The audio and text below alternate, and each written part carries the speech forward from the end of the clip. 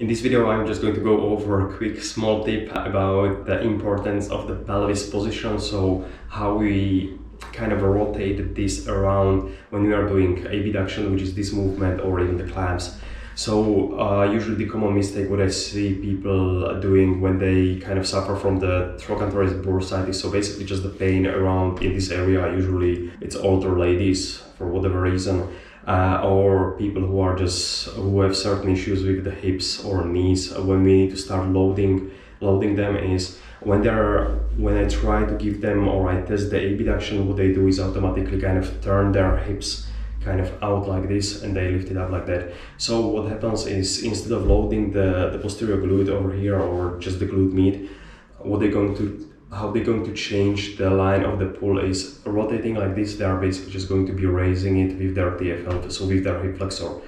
So again, they are almost like strengthening the pattern which got them into the bad situation in the first place. So the most important thing, and this actually applies the same with the clamps, so rather than being rotated where the hips are kind of on top of each other or even a little bit further up, and we are just rotating from the hips, what people are usually doing, they're lying already on the side and they're almost like just rotating like this, where the whole body is shifting, or they're able to hold this tight, but the line of pull is that TFL is just able to pull a little bit more than the piriformis and then the glute complex over here. The solution is super simple. Just put the hand on the hips.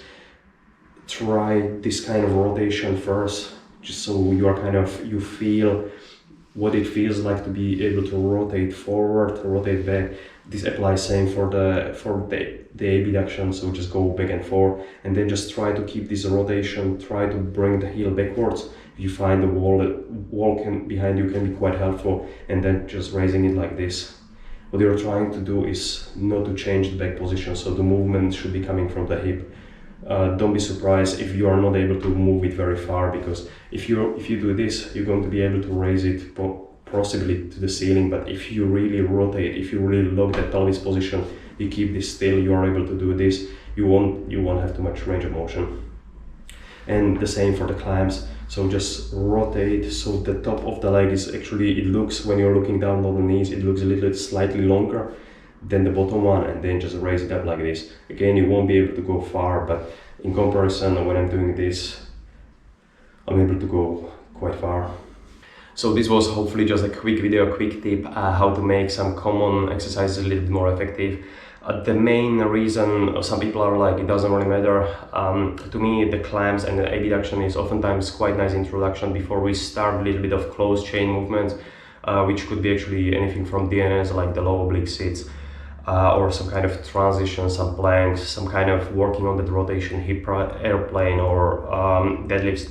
And if that person is not using, let's say, the right muscle or the right pattern in this very simple movements, when they're going up, they're going to be all over the place, they're going to be losing balance, they're going to be compensating, there is going to be a lot of stuff going on. So I believe it was Shirley Sarman who said like about the value of muscle testing is like, if that person is not able to contract that muscle in the lying down, so super safe position, with minimal load, which is just lifting their leg, how can we expect them to be able to fire that muscle or use that muscle in some kind of more complex situations? What usually happens, let's say in the low oblique sit or high oblique sit or kind of tripods, all of this transition is, if they are not able to contract that muscle in that shorten or the mid-range position, feel low then in the lengthened position, there's no way they're going to be able to contract. And usually what happens is they're just going to compensate with their back, with their knees, or kind of just get around. So rather than going through certain plane, they're going to figure out the way how to kind of sneak up. But I don't want to rant about it too much. So the summary again is, make sure that you are getting what you want to get from the muscles you want to get, and they should be actually able to feel it there. Some people, when they're not used to using that muscle, what's going to happen, they're going to use their quads, they're going to use their calves with the hip abduction. Let them do a few repetitions. If you know they're in the right position, those muscles are so inefficient with raising that leg that it's going to tire out, and within few repetitions they're going to be able to feel what they are supposed to feel. You're just going to find, let's say, like the affected side is going to be maybe like 50% or even more weaker than the side which actually needs than which they don't have symptoms, or you think it's the better side or the stronger side, if they have some, of course. Okay, hopefully this was helpful. It was supposed to be 1 minute video, but as you can see, I'm ranting for 5 minutes, so thanks for watching.